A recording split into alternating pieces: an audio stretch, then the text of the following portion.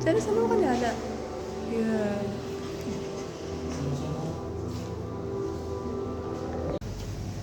Kamu mau pipis nggak? Enggak. Ada yang mau ke toilet nggak? Ini toilet sini. Ini ada kucing. Halo Kiri. Halo.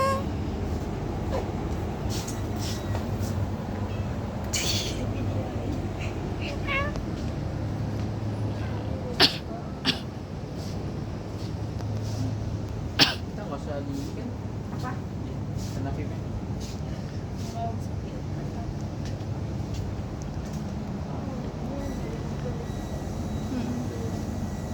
Seberasa kayak rumah.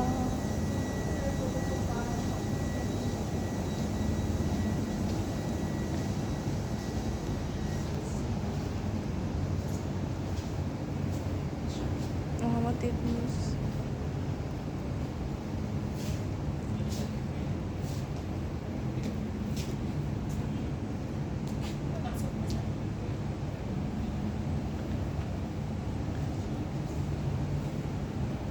Nih. Wih, dingin banget ya, Dom. Proklamasi. Kami bangsa Indonesia dengan ini menyatakan kemerdekaan Indonesia. Ha, ha. Apalagi gua nggak tahu. Gua kira lu duduk di sini. Perumusan naskah proklamasi nih.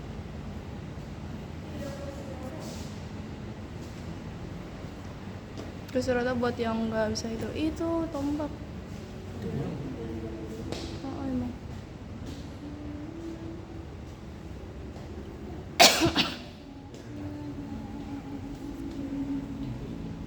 Ada bahasa-bahasanya juga.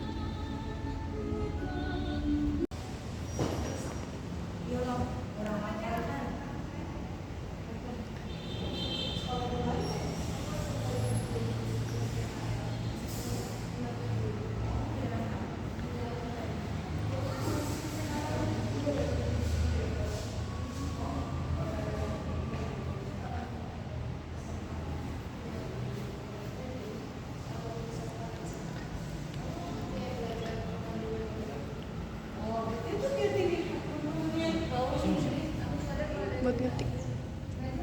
Apa? Apa?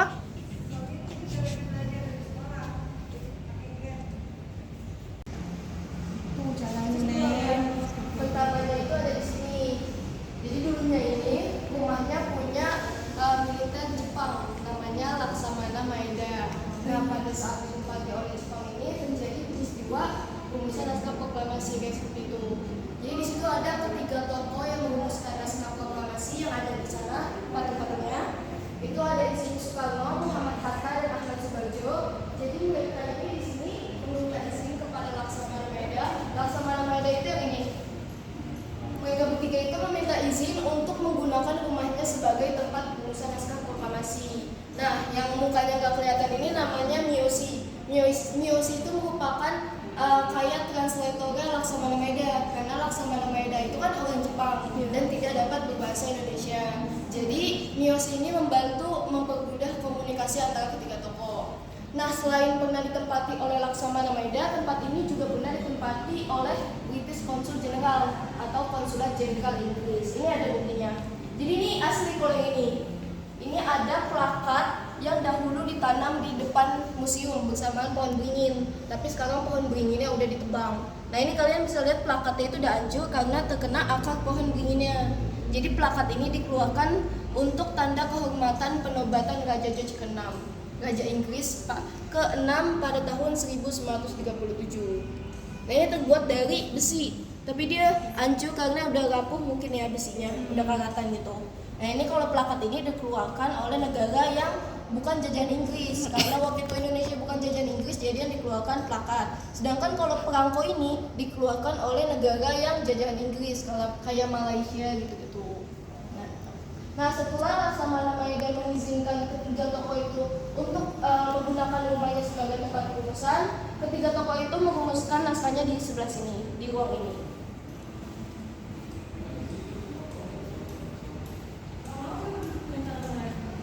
Nah, ini dahulunya merupakan ruang makan. Di sini ketiga tokoh merumuskan naskah proklamasi. Di sini yang bertugas menulis naskahnya itu Insinyur Soekarno yang seperti kalian lihat ini. Sedangkan Muhammad Hatta dan Ahmad Subarjo ini bertugas sebagai pemberi ide atau gagasan. Nah, di sini ada hasil tulisan tangan Insinyur Soekarno yang sudah diperbesar. Ini kalian bisa lihat ada coretan. Ini menjadi bukti bahwa ada perdebatan antara ketiga tokoh. Jadi coretan pertama itu tulisannya penyerahan. Kenapa dicoret? Karena terkesan kemerdekaan kita itu diserahkan oleh Jepang. Padahal nyatanya tidak seperti itu. Lalu coretan yang kedua ini tulisannya pengambilan. Dicoret karena terkesan terlalu kasar gitu. Yang sekarang menjadi pemindahan. Lalu ada coretan kedua ini sebelumnya diusahakan tulisannya, diubah menjadi diselenggarakan. Kenapa diubah? Karena diusahakan itu terdengar belum pasti kemerdekaannya. Tuh. Dan di sini ada tulisan Jakarta 17805. Kenapa bukan 45? Ada yang tahu? Enggak. Ada. Karena pada saat itu kita masih menggunakan tahun Jepang, di mana tahun Jepang itu tertulis 2605. Jadi diambil 05-nya dari belakang. Nah, setelah dirumuskan oleh Insinyur Soekarno sempat membacakan di samping tangga situ. Jadi Insinyur Soekarno membacakan naskahnya di sini di depan para tokoh yang hadir pada saat itu di situ. Jadi sekitar 40 sampai 50 yang hadir pada saat itu. Jadi Insinyur Soekarno itu membacakan untuk meminta pendapat apakah para tokoh yang hadir ini setuju dengan naskah yang udah ditulisnya. Lalu setelah para hadirin ini setuju, muncullah perdebatan tentang siapa yang akan menandatangani naskahnya. Waktu itu ada dari golongan tua namanya Tuku Muhammad Hasan. Beliau mengusulkan 3 usulan. Yang pertama itu seluruh yang hadir ikut menandatangani, atau yang kedua dibuat kelompok dan hanya perwakilan saja menandatangani. Yang ketiga ketua dan wakil saja yang menandatangani. Namun usulan dari Teku Muhammad Hasan itu ditolak, teman-teman. Lalu ada usulan lagi dari Hairul Saleh namanya. Beliau mengusulkan hanya Soekarno dan Muhammad Hatta saja menandatangani. Lalu usulan itu pun diterima. Setelah selesai, Insinyur Soekarno meminta Sayuti Melik mengetik naskahnya di sebelah sini.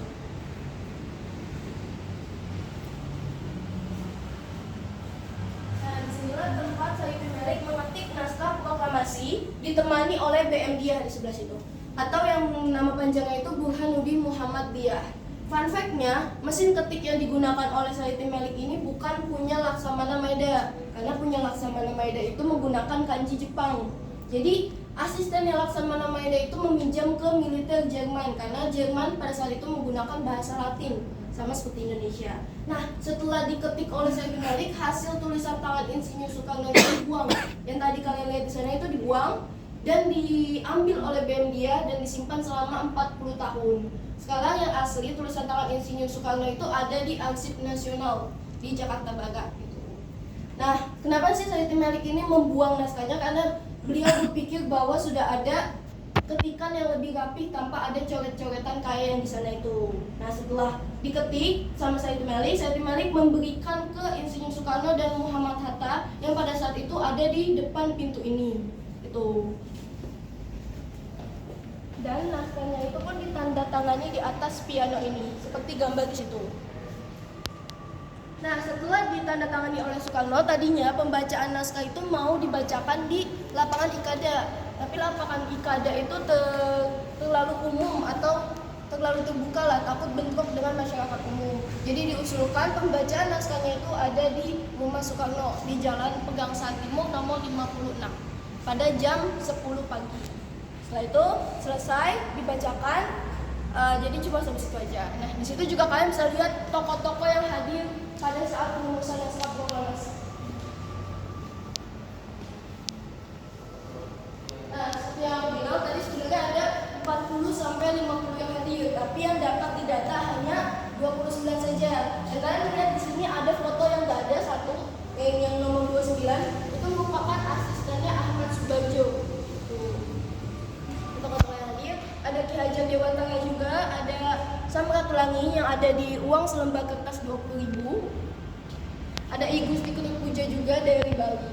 Jadi saat perumusan ini dihadiri oleh tokoh-tokoh dari berbagai provinsi. Ada dari Kalimantan, Sulawesi, Sumatera juga. Dan di sini juga ada hasil ketikan Sayuti Melik yang tadi di ruangan sebelumnya.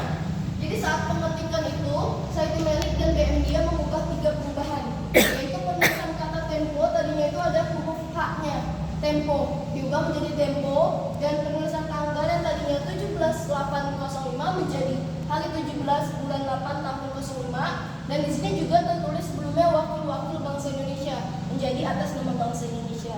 Nah, ini adalah tanda tangan dari Soekarno dan Muhammad Hatta. Dan untuk sejarah perumusan naskah proklamasinya cuma sampai sini aja, teman-teman.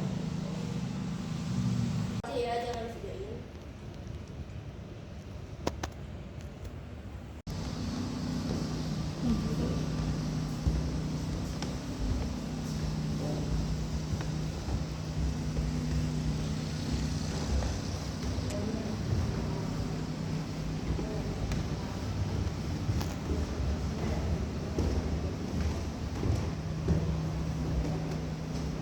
Di atas lagi ada pameran namanya Memori Antik. Jadi di sini kita pajang koleksi-koleksi dari toko yang hadir saat lulusan.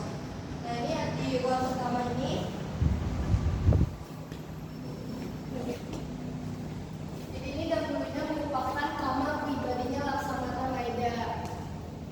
Nah, sekarang dijadiin ruang atribut. Jadi ruang baju-bajunya toko yang hadir. Nah, ini ada baju mantel Swirio. Swirio itu merupakan wali kota pertama Jakarta setelah Indonesia merdeka. Lalu ada Soekarno juga. Ini golongan muda yang mendesak Soekarno untuk segera memerdekakan Indonesia. Ini juga ada toganya Supomo. Supomo merupakan salah satu tokoh yang ikut merancang Undang-Undang Dasar juga. Jadi ini semua asli. Ini juga ada topi. Ini topinya Supomo yang dipakai saat konferensi meja bundar. Ada topi Suwiro juga. Ini ada topinya Blangkon Sutarjo. Sutarjo itu merupakan mantan gubernur Jawa Barat. Nah, di sini juga ada kamar mandi. Ini kamar mandinya tapi udah dimodifikasi, teman-teman. Pada saat zaman Laksamana Maeda, kamar mandinya belum kayak gini, belum ada bathtubnya. Jadi ini dimodifikasi pada zaman Duta Besar Inggris. Jadi tempat ini juga pernah ditempati oleh Duta Besar Inggris pada tahun 1961. Nah, ini ada ciri khas dari bangunan Eropa, yaitu lemarinya di dalam tembok kayak gitu. Ih, jam tangan. Nah, ini juga ada koleksi dari Hamidan. Hamidan itu merupakan wartawan dari Kalimantan Selatan. Beliau yang memberi kabar kepada warga Kalimantan Selatan bahwa Indonesia telah merdeka. Ini ada jam tangannya. Di tengah-tengahnya itu juga ada jarum, itu mengarahkan arah kiblat. Ini ada kacamatanya. Ini ada bajunya juga. Dan ini juga ada koleksi dari I Gusti Ketut Puja. Beliau merupakan mantan gubernur Bali. Jadi ini barang-barangnya dari Bali. Ini digunakan dalam kesehari-hariannya. Ini ada dari koleksi Tepung Muhammad Hasan yang tadi aku jelasin di bawah yang mengusulkan 3 usulan. Itu juga ada I Gusti Ketut Puja. Ini yang dari Bali ya. Dan ini juga ada pintu. Nah, pintunya ini menyambung ke ruangan kerjanya Laksamana Maeda di sebelah. Kita bisa lihat. Nah, ini dahulunya merupakan ruangan kerjanya Laksamana Maeda, tapi dijadikan sebagai kepentingan pameran. Ini tadi pintunya ditutup dengan papan-papan. Jadi di sini pamerannya itu ada kesan-pesan. Jadi ada sticky note, tapi sticky note sekarang lagi habis. Ini juga ada pintu. Pintunya ini mengarah ke balkon. Balkon yang kalian lihat tadi di depan, itu bisa juga dilihat dari sini langsung. Ini gede, iya luas. Ya. Kalian bisa lihat juga gereja. Itu gerejanya juga usianya udah lama banget, jadi termasuk cagar budaya. Nah, seperti kalian tahu, area Menteng itu merupakan kawasan elit dan kawasan kedutaan. Di sebelah itu ada Duta Besar Arab Saudi. Dan di depan itu juga ada Duta Besar Amerika.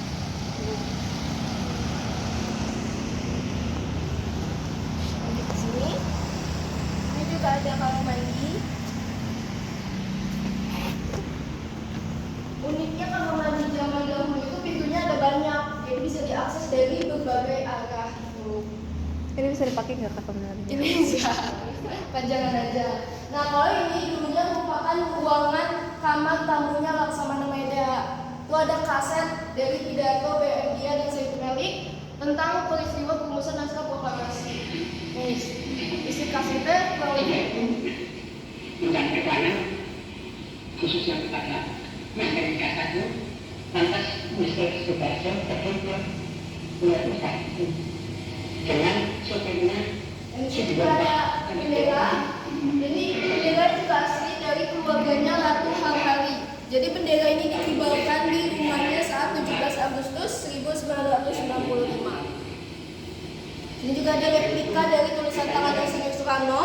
Ini terlihat ada remasan gitu karena yang aslinya juga lumayan lecek karena hasil dari remasan tangannya kayak gitu. Juga ada posternya Soekarno dan Muhammad Hatta. Sebenarnya ada poster lain itu dari Jenderal Sudirman, tapi nggak dipajang karena itu nggak terkait dengan peristiwa proklamasi gitu, jadi nggak dipajang. Nah, selanjutnya ini ada ruangan. Ruangan ini dahulunya merupakan ruangan kerjanya para staf Laksamana Maeda. Di sini ada radio. Jadi radio ini merupakan salah satu alat penyebaran berita kemerdekaan Indonesia. Yang kalian lihat foto-foto di sini itu semua asli, dicetak ulang.